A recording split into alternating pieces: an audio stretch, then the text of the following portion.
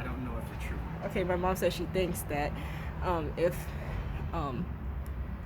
like people get too close to the babies, or they get somehow like contaminated, the mother will kill their babies. I don't know, but as you can clearly see, there's like the beak right there of one of the babies. They're sleeping right now, so we don't want to disturb them, but I think there are like 2 or 3 of them in there. Oh, shoot. Oh my God. It moved.